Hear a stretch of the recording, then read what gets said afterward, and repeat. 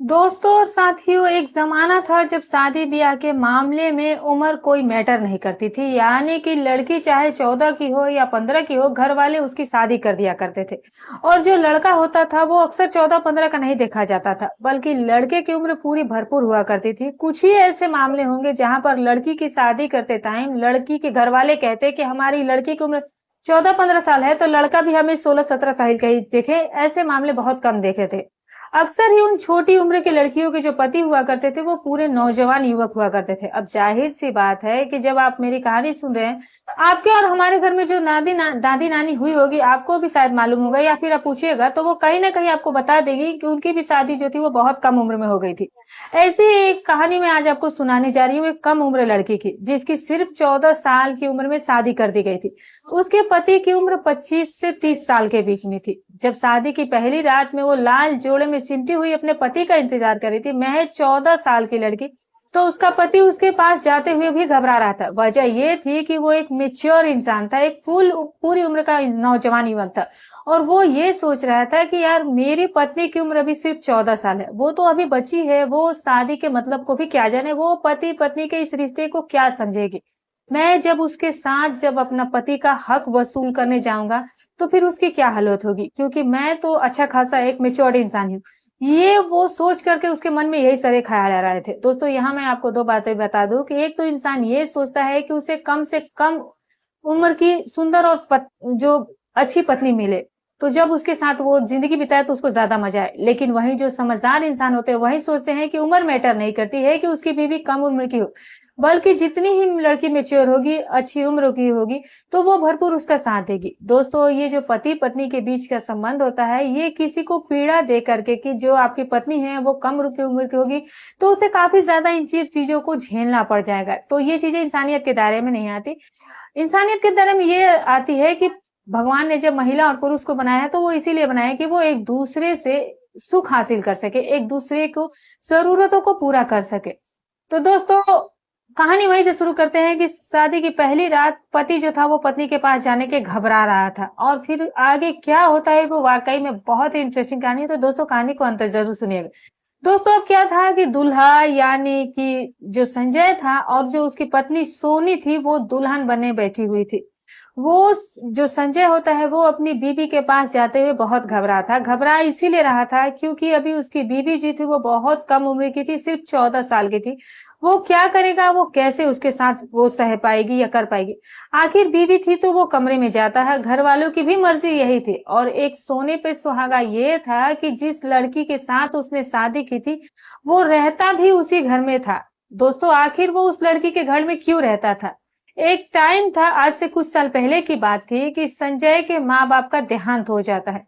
संजय के एक खास दोस्त थे जो जिगरी यार थे, वो उनके पड़ोस में ही रहा करते थे। संजय के जब माँ बाप का देहांत हुआ छोटी उम्र में, तो अब उसके जिगरी यार को उसके ऊपर इतना ज्यादा तरस आ जाता है कि वो इस बच्चे को कौन सहारा देगा। या तो फिर इसे किसी अनाथालय में भेज दिया जाएगा, या फिर इसे ऐसे सड़क पर दर दर की ठोकरें खाकर भीख मांग करके जब ये और बड़ा होगा तो ये काफी ज्यादा बिगड़ जाएगा। तो इसीलिए वो उसे खुद पालने का फैसला कर लेते हैं। और जब उसको खुद पालने का फैसला कर लेते हैं, अपने दोस्त को बेटे को अपना बेटा समझ लेते हैं और फिर उसकी परवरिश शुरू कर देते हैं। उनके यहाँ भी ज्यादा बच्चे नहीं थे, सिर्फ उनकी एक ही बेटी थी।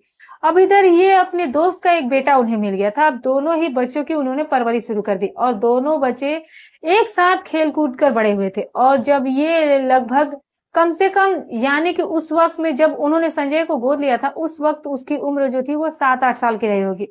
तो अब इस वक्त में उसकी उम्र जो थी वो 20-22 साल की हो गई थी, जब उनकी लड़की 14 साल की हो चुकी थी। तो कुल मिलाकर के बात कहने की ये है कि अब तक इस उम्र तक आने तक यानी कि संजय के पिता के जो जिगरी दोस्त थे उनका भी देहांत हो गया था। और अब उसकी जो दोस्त की पत्नी होती है, यानी कि जो संजय के बाप की दोस्त की बीवी होती है, उसको वो मौसी कहा करता था। मौसी कहा करता था, यानी कि जो मौसी होती है वो माँ के दर्जे की होती है, तो वो उसे अपनी माँ की दर्जा देता था, लेकिन वो उसे मौसी कहकर ही बुलाया करता था। कुल मिलाकर के बात ये थी कि जिस लड़की के साथ संजय की शादी हुई थी वो वही लड़की थी जिसके साथ वो खेल कूद करके बड़ा हुआ था।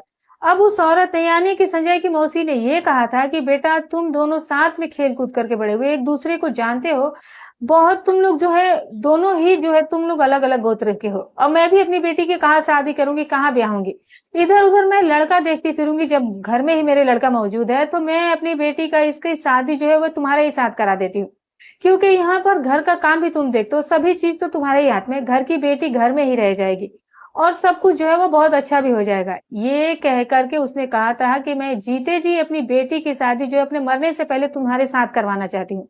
अपनी बेटी की खुशियां मैं देखना चाहती हूँ और इसीलिए भले ही मेरी बेटी की उम्र कम हो, लेकिन मैं अगर मेरा मौत देहांत हो जाता है और मैं भी अगर इस बीच दुनिया से चल सकी तो फिर मैं अपनी बेटी का बसा हुआ घर नहीं देख पाऊंगी। और सिर्फ इसी वजह से मैं जो है अब शादी करना चाहती हूँ। तुम भी अब जवान हो चुके हो और मेरी भी बेटी जवान हो रही है, अब कहीं कोई ऊंच नीच ना हो जाए, इसीलिए तुम उसके साथ शादी के बंधन में बन जाओ। अब यही सारी चीजें सोच करके संजय की मौसी ने अपनी बेटी की शादी संजय के साथ करा दी थी। वो शादी के लिए तैयार नहीं था, उसने बहुत से बहाने किए थे, उसने शादी के लिए बहुत मना किया था। उसको पता था कि उसकी उम्र क्या है और जो अभी जो है उसकी अकल के बारे में भी पता था, वो लड़की जो थी वो कितनी समझदार है, कितनी उम्र है और क्या उसकी सेंस है और वो क्या समझ रखती है, सब कुछ वो संजय जानता था। इसीलिए वो जानता था कि अभी तो ये नादान है और अभी ये खिलौने से खेलती है और इसीलिए वो उससे शादी नहीं करना चाहता था। उसका मतलब यही था कि जब पति पत्नी होंगे तो एक दूसरे के साथ सब कुछ करना होगा और जब सब कुछ होगा तो फिर आगे भविष्य में बच्चे वगैरह होंगे तो इतनी छोटी सी उम्र में ये सब कुछ कैसे संभालेगी। संजय तो मैच्योर हो चुका था, 22-23 साल उम्र आ हो चुकी थी, उसे समझदारी आ गई थी और उसे ज्यादा समझदारी इसीलिए आ चुकी थी क्योंकि वो भी बाहरी के आदमियों से मिलता था, व्यवसाय करता था। वो दुनिया जो थी वो छोटी सी उम्र में ही बहुत कुछ देख लिया था और इसीलिए वो शादी की रात कमरे में जाता हुआ घबराया था। लेकिन क्या करता, शादी तो हो चुकी थी। अब उसकी मौसी ने उसको अंदर कमरे में भेज दिया था कि बेटा अब तुम्हारी पत्नी तुम्हारा इंतजार करिए, तुम जो है रात को अपने कमरे में अपनी पत्नी के साथ ही रहोगे। बस ये सारी बातें अब उसके दिमाग में आ रही थी और वो ये सोच रहा था कि आज वो अपनी बीवी के साथ जो है वो करे या कुछ ना करे, वो कैसे उसके समझाए या फिर कैसे वो मना करे। बहरहाल वो डरता डराता हुआ बेड पर जाकर के बैठा और अपनी बीवी से बात करने की उसने कोशिश की। उसके घूंघट को वो हटाता है क्योंकि वो लोग एक दूसरे से ही जब बचपन से ही साथ में रहते तो जानते थे, तो कोई ऐसा मामला पर्दा वाला था ही नहीं। वो इसीलिए साफ साफ अपनी उस पत्नी से कह देता है कि देखो आज की रात जो है हम कुछ नहीं करेंगे और आज की ही रात नहीं बल्कि अभी हमें 1-2-3 साल इंतजार करना पड़ेगा। जैसे हम पहले से इस घर में रहते आ रहे हैं, अपने ऊपर कंट्रोल था, तुम्हें भी और मुझे भी। कभी भी मैंने तुम्हें इस नजर से देखा ही नहीं है, लेकिन आज क्योंकि हमारी शादी हो चुकी है तो अब हमारे बीच में पति पत्नी का जो रिश्ता है वो आगे बढ़ेगा। लेकिन अभी हमें इस मामले को कम से कम जब तक तुम 17-18 साल की नहीं हो जाती तब तक तुम जो है इस सब चीजों को दबा कर ही रखना और तुम जो है अलग सोया करो और मैं अलग सोया करूंगा। उसकी पत्नी ये बात सुन करके उसके मुंह को देख रही थी और वो काफी ज्यादा हैरान परेशान थी। वो सोच रही थी कि वो जैसा कुछ सोच रहा है संजय उसके बारे में वो ऐसी है ही नहीं। वो तो उसके शरीर में भी काफी बदलाव आ चुके थे और अब वो एक समझदार लड़की बन चुकी थी, लेकिन अपनी जबान से ये सब कुछ कैसे बताती, एक लड़की ये कैसे कह सकती। उसे लग रहा था कि कहीं मुझे ये ना बोला जाए कि मुझे शर्म आएगी, मैं जो है बेशर्म होकर ये बातें करें। और वो उसकी बात मान जाती है और तन्वी जो लड़का होता है संजय वो तकिया उठा करके सोफे पर सोने के लिए जाता है। अब जो लड़की होती है वो कहती है कि मैं जाकर वहां पर सो जाती हूँ, तो लड़का कहता है कि ऐसे मत सो, अगर माँ को पता चल गया तो बहुत ज्यादा दुखी हो जाएंगे वो, और इसीलिए तुम बेड पर सो जाओ और मैं सोफे पर सो जाऊंगी, या फिर मैं भी यहीं पर सो जाता हूँ। जब तुम्हें अपने आप पर कंट्रोल है, मेरे ऊपर मेरे कंट्रोल है, तो कुछ नहीं होगा। और यही सारी बीच इन दोनों के बीच में बात हुई और दोनों जो है वो एक ही बेड पर सो जाते हैं। जैसे तैसे करके सुबह होती है और फिर दोनों बाथरूम में जाते हैं दोनों, और फिर जो है फ्रेश होकर के बाहर आए थे और उसने अपनी माँ को ये यकीन दिलाया था कि उनके बीच में सब कुछ हुआ है, लेकिन हकीकत में उनके बीच में ऐसा कुछ हुआ ही नहीं था। और अब रोजमर्रा की तरह उसने अपने काम पर जाना संजय ने शुरू कर दिया। लेकिन संजय को हैरत तब होती है जब वो अपनी बीवी के शरीर में कुछ बदलाव महसूस करता है। बदलाव का मतलब ये था कि अब उसकी जो पत्नी थी उसका पेट फूलना शुरू हो गया था। पेट फूलना शुरू हुआ तो उसने अपनी बीवी से कहा कि शायद तुम्हारी तबीयत खराब लग रही है तो तुम डॉक्टर को जाकर के दिखाओ, शायद तुम्हारे पेट में कब्ज है या जो कुछ भी है, पेट पे पानी बन रहा है क्योंकि तुम्हारा पेट फूल रहा है। इस तरफ उसका ध्यान बिल्कुल भी नहीं गया कि एक औरत का पेट फूलने का जो जिस तरीके से वो हो रहा था वो अलग तरह से था। यानी कि दरअसल उसके पीछे के जो कहानी है दोस्तों वो यकीनन होश उड़ाने वाला था। क्यों आखिर सोनी का जो पेट था वो ऐसे निकल रहा था, और दोस्तों उसके शरीर में इतनी सारी बनावटें बदलाव क्यों आ रही थी, ये सारी चीजें जब उसके साथ हो रही थी क्योंकि वो दरअसल गर्भवती थी। अब संजय को ये नहीं पता था कि उसकी पत्नी जो थी वो प्रेग्नेंट है। वो तो यही सोच रहा था कि शायद उसको कोई बीमारी हुई है। सुबह होती है, वो अपनी उस सास यानी कि जिन्हें वो पहले मौसी कहा करता था, वो कहता है उनसे कि आप इसे डॉक्टर के पास ले जाओ और इसे चेकअप कराओ और इसका इलाज कराइए। और जो इसकी तबीयत है वो देखिए कितनी खराब लग रही है। दोस्तों, अब इसी तरीके से समय आगे का गुजरता है। दिखावे के लिए वो उसे डॉक्टर के पास ले जाती है, लेकिन कोई फायदा नहीं है। वो पेट घटने के बजाय दिन ब दिन बढ़ता जा रहा था। जब कोई भी मामला बदलते हुए नजर नहीं आए संजय को, और दिन ब दिन वो पेट जो था वो लगातार बढ़ता ही जा रहा था, तो अब उसके दिमाग में कोई शंका पैदा होने लगती है और वो ये सोचने पर मजबूर हो जाता है कि जिस बीवी के साथ आज तक उसने कोई रिश्ता नहीं बनाया है, जिसके साथ में वो इसीलिए सब कुछ नहीं किया क्योंकि उसकी जो बीवी थी वो काफी अभी कम उम्र की थी, अभी वो सिर्फ 14-15 साल की थी, तो वो गर्भवती कैसे हो गई जब उसने उसके साथ कुछ किया ही नहीं। इसका मतलब ये था कि जो उसकी पत्नी है यानी कि जो मौसी की बेटी है जिसके साथ वो खेल कूद करके बड़ा हुआ, उसके चरित्र में कोई दाग था। और दोनों माँ बेटियों ने उसे शिकार बनाया और इस चीज का फायदा उठाया उसको पालने पोसने का। ये फायदा उठाने के बाद उसको जबरदस्ती जो है वो संजय के साथ शादी करा दी। संजय को ये लग रहा था अगर उसके पीछे ऐसी कोई बात थी तो उन्हें पहले ही मुझसे बता देनी चाहिए थी। आज जो सच्चाई उसके सामने खुली थी वो उस सच्चाई को लेकर के काफी ज्यादा हैरान रह गया था। एक दिन वो अपनी पत्नी को अपने साथ डॉक्टर के पास ले जाता है। डॉक्टर जब उसका अल्ट्रासाउंड करता है तो वो बताता है कि आपकी बीवी जो है वो 5 महीने की प्रेग्नेंट हो चुकी है। दोस्तों, जब उसने ये सुना था तो उसके पैरों के नीचे से जमीन खिसक गई थी कि वो बिना कुछ किए, बिना अपनी पत्नी के साथ कोई भी रिश्ता बनाए बाप कैसे बन गया था। अब वो बाप बनने जा रहा था। अब उसने घर आने के बाद अपनी बीवी से और अपनी मौसी से, जो कि अब सास बन चुकी थी, दोनों को ही बैठाकर उसने उन्हें डांट फटकार, और जो शिकायत थी वो तो काफी ज्यादा सुनने वाली बात थी। अब उसने अपनी मौसी से कहा कि मौसी, अगर ये लड़की जो थी वो बहक चुकी थी, इसके कदम अगर बहक गए थे और ये किसी के साथ अगर संपर्क में आ गई थी, अगर इसने ऐसा काम किया, तो कम से कम आपको तो मुझे बताना चाहिए था कि इस तरह के मामला है और इस तरह के इसे संभालना है। मैं खुशी खुशी उसके बावजूद भी इसके साथ शादी कर लेता, इसको समझा देता। मैं तो सिर्फ इस बात का इंतजार आज तक कर रहा था। आज तक मैं इसे बच्ची समझ करके इसके साथ मैंने कुछ किया भी नहीं कि जब ये मेच्योर होगी, 17-18 साल की हो जाएगी, तब जो है हम पति पत्नी के रिश्ते को आगे बढ़ाएंगे और फिर मैं इसके साथ वो मियाँ बीवी वाला जो रिश्ता होता है वो बनाऊंगा। लेकिन ये तो इतनी ज्यादा समझदार निकली कि ये पहले ही प्रेग्नेंट हो गई। जिस बात से मैं डर रहा था वो तो चीजें मेरे सामने आ गई है, तो आप लोगों ने मुझे धोखा क्यों दिया। उसकी माँ और वो लड़की दोनों ही रोने लगती है, उसके पैर पकड़ती है और उसे कहती है कि बेटा, हमने तुम्हें कोई धोखा नहीं दिया, हम मजबूर थे। ये लड़की जो थी वो एक दिन पढ़ने के लिए जा रहे थे, तुम तो ऑफिस में रहा करते थे, तुम कारोबार संभाल रहे थे, तुम्हें घर के बारे में ज्यादा कुछ मालूम नहीं होता है। तुम्हें तो पता है कि ये पढ़ने जाया करती थी, और जिस ऑटो में ये पढ़ने के लिए जाया करती थी वो ऑटो वाला, उसकी नीयत खराब हो जाती है और उसने इसको एक सुनसान जगह पर ले जाकर के इसके साथ गलत काम किया करता है। ये लड़की जब रोती हुई घर पहुंची और इसने मुझे बताया कि किस तरह से एक ऑटो वाले ने उसे ये सब कुछ उसके साथ कर डाला है, तो अब तो मेरी रूह कांप गई थी। मैं पुलिस स्टेशन में जाती तो बदनामी थी, सारे मोहल्ले वाले, रिश्तेदार, आस पड़ोस वाले पता नहीं क्या क्या बोलते, और इसीलिए मैंने इस बात को दबा दिया। और इस बात को दबाने के बाद मैंने अपनी बेटी से कहा था कि बेटी, तुम सब कुछ भूल जाओ जो कुछ तुम्हारे साथ हुआ और आगे की जिंदगी जो तुम्हें शुरू करो। लेकिन मुझे हैरत तो तब हुई जब 1 महीना होने के बाद, उस महीने को, जिस महीने को इसकी माहवारी होने वाली थी, जब वो टाइम पीरियड आता है और वो टाइम पीरियड में जब वो नहीं होती है, तब मुझे जाकर ये एहसास हुआ कि ये लड़की जो थी वो प्रेग्नेंट हो चुकी थी। ये सुन करके मेरे पैरों के नीचे से जमीन खिसक जाती है कि इतनी सी उम्र में, जिसमें इसकी कोई गलती भी नहीं थी, इसने किसी के साथ कुछ गलत किया भी नहीं था, और इसके साथ ये सब कुछ हो गया था। और इस सच को हमने तुमसे छुपाया था, और बस इसीलिए जल्दी जल्दी में मैंने अपनी बेटी की शादी तुम्हारे साथ करवा दी, क्योंकि अगर ये मामला इसके साथ नहीं होता तभी भी मैं तुम्हारी शादी इसके साथ करवाती। लेकिन ये बात हमने तुमसे छुपाई और तुम्हारे साथ शादी करके, और जब तुम इसके साथ सब कुछ करते तो सही समय सीमा पर वो बच्चा पैदा हो जाता, और वो बच्चा बस तुम्हारा ही कहलाता। इसका ये राज भी दब जाता और किसी को कुछ पता भी नहीं चलता, ना तुम्हें कुछ पता चलता ना किसी और को।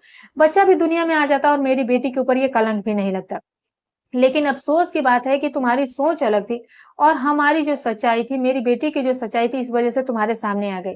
वो लड़की भी आंसू बहा रही थी, रो रही थी, अपने चेहरे पर उसने हाथ रखे हुए थे, उसने चेहरे को ढके हुए था और वो लगातार आंसू बहाए जा रही थी, और उसने कहा था कि इसमें मेरी कोई गलती नहीं। लेकिन उस वक्त में संजय इतनी गुस्से में था कि दोनों माँ बेटी को रोता भी लगता हुआ छोड़ करके घर से निकल जाता है, और उसने गुस्से की हालत में कहा था कि ये सब कुछ तो ठीक है, ये सब कुछ मैं मान लेता हूँ कि तुम लोगों ने मेरे साथ धोखा किया या फिर नहीं किया, या फिर इसके साथ भी किसी ने गलत किया, लेकिन पहले एक बार तुम्हें मुझे जरूर बताना चाहिए था, और इसीलिए मैं जो है इस लड़की को छोड़ करके जा रहा हूँ। और आज के बाद फिर मैं दोबारा इस घर में कदम नहीं रखूंगा। तुम्हारा घर, तुम्हारा कारोबार, सब कुछ तुम्हें मुबारक। मैं अपनी जिंदगी कहीं अकेले जाकर गुजार लूंगा। और ये कह करके संजय उसको छोड़ करके चला जाता है। दोस्तों, उसके जाने के बाद उधर उसके गम में उसकी माँ का देहांत हो जाता है। माँ का देहांत हुआ तो अब जो लड़की थी वो अब अकेले अपनी जिंदगी कैसे संभाल पाती। वो तो खुद एक मासूम सी बची थी, उसकी उम्र भी अभी ज्यादा नहीं हुई थी। उधर तो माँ के जाने का गम, उधर पति के छोड़ के जाने का गम, दोनों गम उसे सता रहे थे। और तीसरा गम ये था कि उसके पेट में जो पल रहा था। अब बस जो कुछ उसके साथ एक दरिंदे ने उसके साथ की थी, वो पाप जो था उसका पेट में पड़ा था, जिसमें उसका कोई कसूर नहीं था और ना ही उसमें कोई उसकी गलती थी। लेकिन किस्मत को ऐसा ही मंजूर था और उसकी किस्मत में यही लिखा हुआ था। अब क्या होता है कि संजय के जाने के बाद और उसकी माँ के जाने के बाद उसकी जिंदगी ऐसी हो गई थी कि अब वो कहाँ जाए, किसका सहारा ले। घर में पुरुष का होना, माँ बाप का होना भी बहुत जरूरी था। बस इसी गम में वो भी घुटी रहती थी, पड़ी रहती थी हमेशा ही। और बेड पर पड़े पड़े वो एकदम से सूख करके कांटा बन गई थी और बस इसी इंतजार में थी, वो अपने पति के इंतजार में थी। और एक दिन उसकी भी इसी बीच मौत हो जाती है। उधर उसके गए हुए लगभग साल 1.5 साल का जब समय गुजर जाता है, तब संजय को अपनी गलती पर एहसास होता है। संजय को लगता है कि उसने बहुत गलत किया। उसने कहा कि यार, उसमें मेरी बीवी को क्या गलती थी, ये तो मैंने उसके साथ गलत की। अब उसे उसकी याद सताने लगी और सोचता है कि जाकर के उसके माफी मांगूंगा। वो भी गुस्से में था, घर छोड़ करके निकल गया था और 1.5 साल के बाद उसे पछतावा हो रहा था। और वो यहाँ आने की कोशिश करता है और जहां पर वो जाकर रहने लगा था, वो वहां से वापस आता है। और वापस आकर के जब पहुंचता है अपने उस घर में जहां उसने बचपन से लेकर के जवानी तक के समय बिताया था, जिस घर में उसकी शादी हुई थी, उसको तो ये पता था कि उसकी पत्नी, उसकी बीवी जो है वो उसका इंतजार कर रही होगी। जब उस घर में आता है तो उस घर में ताला लगा हुआ था, कोई भी घर पर नहीं था। आस पड़ोस वाले से वो पूछता है कि जो मेरी मौसी जो थी वो कहाँ गई और मेरी पत्नी कहाँ गई जिससे मेरी शादी हुई थी, वो लोग कहाँ गए हैं। तभी वो लोग बताते हैं कि बेटा, तुम्हारे जाने के बाद ऐसा दुखों के पहाड़ उन लोगों पर ऊपर आया कि कुछ दिनों के बाद तुम्हारे जाने का सदमा था या जो कुछ था, जो मौसी जो थी वो बर्दाश्त नहीं कर पाई और वो चल बसती हैं। और उसके जाने के बाद तुम्हारी पत्नी भी, कभी भी हमने उसको घर के बाहर नहीं देखा, शायद वो अंदर ही रहती थी। लगभग 15-20 दिन के बाद तुम्हारी मौसी के जाने के बाद जो है, एक आदमी को किसी काम से, यानी किसी उन पड़ोसियों में से किसी की तरफ उन्हें उसने इशारा करते हुए बताया कि इसको जो है वो किसी काम से अंदर किसी जरूरत थी। तो जब वो अंदर गया था और जाकर के वो क्या देखता है कि जो तुम्हारी पत्नी थी, जो लड़की होती है, वो एक सोफे पर बैठी हुई थी और उसके हाथ जो थे वो दोनों तरफ फैले हुए थे। आंखें खुली हुई थी और मुंह फुल खुला हुआ था। शायद वो कुछ कहना चाहती थी। आंखें उसकी ऐसी थी कि जैसे वो किसी का इंतजार कर रही हो, किसी के इंतजार में वो खुली हुई थी। हाथ दोनों उसके फैले हुए थे, जैसे कि खाली हाथ वो कहीं जा रही हो। बस जब उसने जाकर के देखा, उसको जाकर के जब उसने हिलाया, तो जो लड़की थी वो किसी तरह से कोई प्रतिक्रिया ही नहीं करी थी। उसकी शरीर में बिल्कुल ही जान नहीं बची थी और वो इस दुनिया को छोड़ करके जा चुकी थी। शायद वो तुम्हारे ही इंतजार में थी और इसी इंतजार में वो इस दुनिया से चली जा चुकी है।